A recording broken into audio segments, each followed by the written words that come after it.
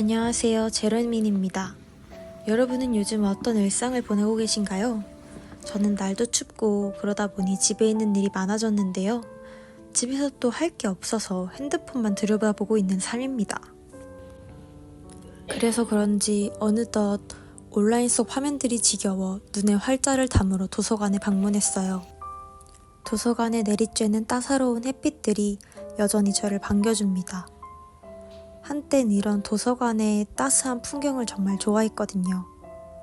이렇게 살붓 내려앉은 빛의 각도나 사각사각 들리는 연필 소리, 그리고 가끔 바라보는 풍경, 그리고 내가 고른 책 한 권이 그날의 오후를 따스하게 채워주는 느낌을 주는 도서관을 저는 참 좋아했었습니다. 그래서 간만에 손에 핸드폰이 아닌 조금 두꺼운 책 한 권을 집어들었습니다. 포근한 느낌이 드는 도서관에서 따뜻한 차 한 잔과 책 한 권.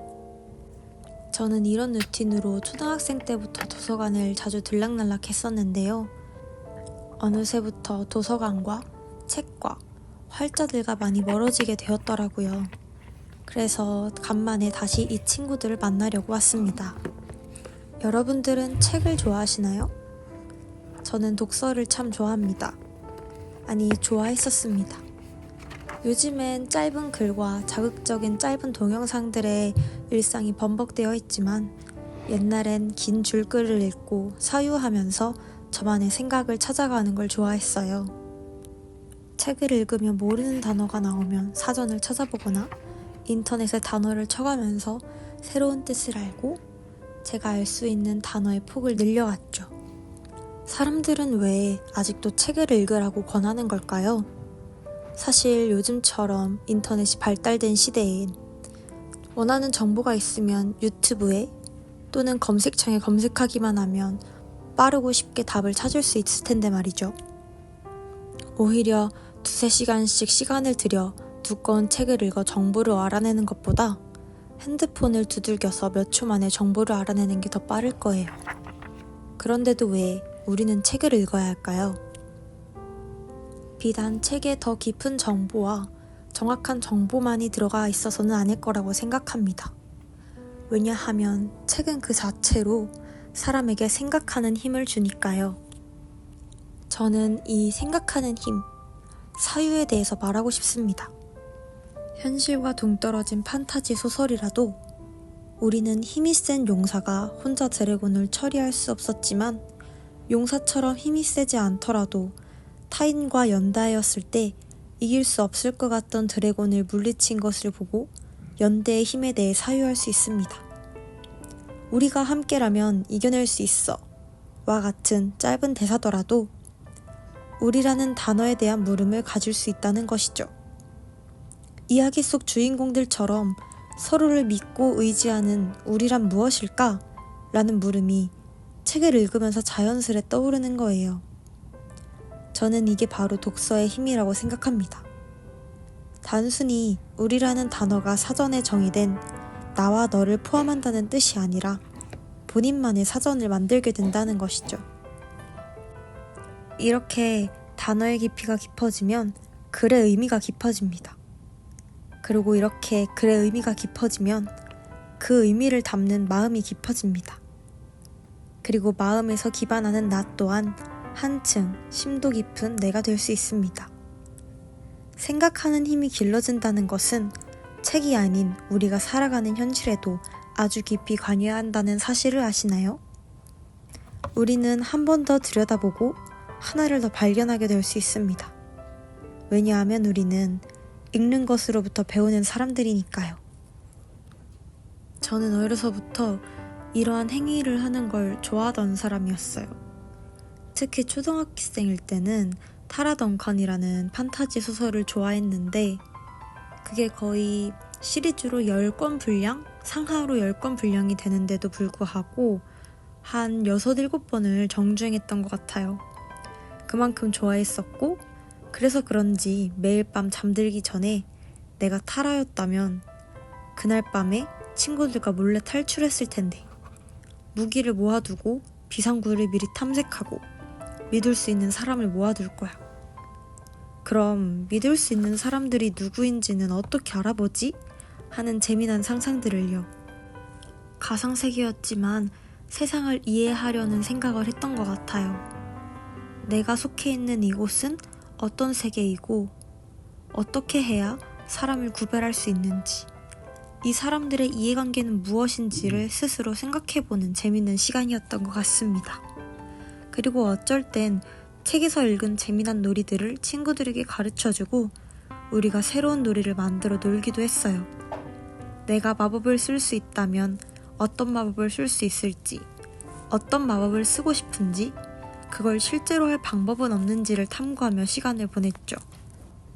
저도 주인공들처럼 하늘을 날아보고 싶어서 하늘이 나는 원리를 찾아보고, 책에서 읽은 세계는 붉은 달이 뜬다는데 왜 여기엔 붉은 달이 뜨지 않는지, 붉은 달이 뜨려면 어떤 조건이 필요한지를 탐구하며 시간을 보냈습니다. 이제 보면 스스로 과학 공부나 문학 공부를 했던 것 같아요. 이런 걸 자기주도 학습이라고 말해도 되는 거겠죠? 여기서 가장 중요한 것은 이걸 제가 스스로 했다는 점입니다. 왜냐하면 제게 이건 공부가 아니라 놀이였기 때문이거든요. 저는 친구들과 방과 후에 이런 놀이를 하면서 이렇게 하면 더 좋겠다, 저렇게 하면 더 좋겠다 라는 이야기도 나누고, 심지어는 친구들과 소설을 쓰는 네이버 카페도 만들어서 저희끼리 소설을 연재하기도 했었습니다. 서로 댓글도 달아주고 피드백도 주고 하면서요. 이 모든 활동들이 초등학교 도서관 맨 왼쪽 자리에 꽂혀있던 책으로부터 기인했다라는 점이 저는 아직도 신기하더라고요. 책을 읽으며 떠오르는 생각이 많아질수록 제 안을 채우는 무언가가 늘어나는 기분이었습니다. 마치 나무의 가지가 무성히 자라는 것처럼요. 그래서 전 여전히 독서를 좋아합니다. 책을 읽으며 제가 느끼지 못했던 감정을 느껴보는 것도, 책을 넘기면서 느끼는 평화로움도, 그리고 가끔 힘들거나 기쁠 때, 속상하거나 우울할 때 제 삶을 지탱해줄 따뜻한 문구를 발견하는 것도 저는 참 좋아합니다. 그런데 어느 순간부터는 책과 멀어지게 되더라고요. 핸드폰의 영향도 있지만 점점 바빠지는 하루하루에 책을 읽고 차를 한 잔 마시며 생각할 시간이 많이 줄어들었던 거예요. 어렸을 땐 학교가 끝나면 집에 곧장 들어와 밤이 될 때까지 책만 뒤적였었는데, 이제는 그때의 기억이 무색하게 핸드폰 불빛과 함께하고 있습니다. 그러다 문득 지금의 일상이 너무나도 권태로워서 다시 책을 찾게 되더라고요.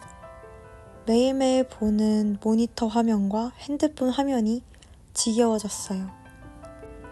간만에 도서관에 가기 위해서 도서 대출증 카드를 찾고 차를 끓이니 너무 설레이더라고요.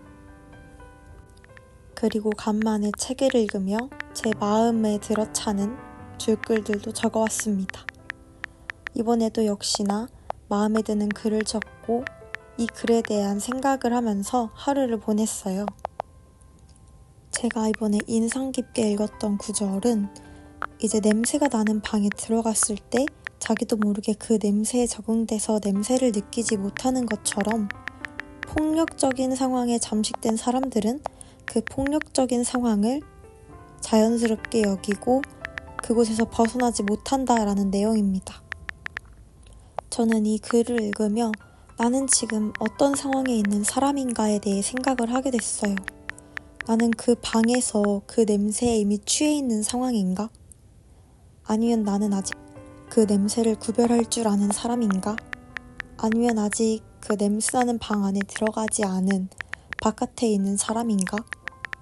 나는 어떤 사람이고 내가 과연 그 방 안에 들어가 있는 사람이었을 때 나는 그 방문을 열고 나올 수 있을까? 나도 너무 도취되어 있는 건 아닐까? 하는 지금 제 상황 또는 제 가치관을 돌아보는 생각을 가질 수 있었습니다. 여러분은 어떠신가요? 여러분은 어떤 방에 있으실 것 같나요? 여러분들도 이번 기회에 한번 생각해보는 시간을 가지면 제법 재밌고 심오한 생각을 하게 되실 거예요. 저는 책을 읽으며 아마 냄새나는 방 안에 있고 그 냄새를 아직은 구별할 수 있지만 문을 열고 나갈 용기는 없는 그런 사람이라고 생각을 했습니다. 저는 아직도 겁쟁이라는 생각이 들더라고요. 항상 옳고 그름 중에서 옳음을 추구하고 선을 추구하고 싶은 사람이지만 앞장서서 문을 열고 나갈 용기는 아직 없는 사람인 것 같습니다. 그래서 저는 제게 행동할 용기와 나 자신에 대한 확실한 믿음이 더 필요하다는 걸 느꼈어요. 내게 확신이 있어야 용기가 생겨서 행동을 할 수 있다라고 생각을 하거든요. 그래서 앞으로는 조금 행동할 수 있는 용기를 키워볼까 합니다. 이제 그 용기를 키울 방법을 조금씩 찾아서 필요한 순간에 소신껏 행동할 수 있는 사람이 되어야겠다는 생각이 들더라고요. 여러분들은 어떤 생각이 드셨나요? 만약 제 물음을 듣고 혹시나 저처럼 좀 생각을 하신 분들이 계시다면 댓글 달아주시면서 같이 의견 공유하면 굉장히 좋을 것 같습니다. 그리고 잠시 이 책에 대한 이야기를 말씀드리면 이승우 작가님의 사랑의 한 일이라는 책입니다. 그런데 이 책은 성경을 기반으로 소설을 만드신 내용이라 약간 무교시거나 불교이신 분들은 조금 접근하기 어려울 수 있으니 이 책보다는 사랑의 생애라는 책을 추천드립니다. 이 책 또한 이승우 작가님이 쓴 책인데 사랑에 관련한 내용들이 다수 들어있어요. 그리고 저는 이 책을 읽고 이 작가님의 팬이 되어서 이번 책도 읽게 된 거라서요. 여러분께 사랑의 생애라는 책 추천드려 보겠습니다. 그리고 또 저처럼 요즘 디지털 속에 둘러싸여 있는 모습이 너무 권태롭고 무기력하다라고 생각이 드시는 분들은 집에서 차 한 잔 끓이시고 근처 도서관을 방문해 보시는 건 어떨지 하는 생각이 듭니다. 그냥 어려운 책이 아니어도 되니까요. 자기의 관심사 또는 짧은 소설 같은 걸 읽으면서 조금 마음의 양식을 키우는 그런 시간도 가져보면 정말 좋을 것 같습니다. 도서관에 오면 일단 마음이 차분해지고 왠지 모르게 나에게 집중할 수 있는 시간이 생기는 듯한 착각이 들거든요. 그래서 잠시 나를 돌보고 싶다, 나를 돌볼 시간이 필요하다라는 생각이 드시는 분들께 언제 한번 날 따뜻할 때 도서관 방문하시는 걸 추천드려보고 싶습니다. 저도 이렇게 간만에 도서관에 방문해서 저 책 한 권을 읽고 또 3권의 책을 빌려서 집에 왔는데요.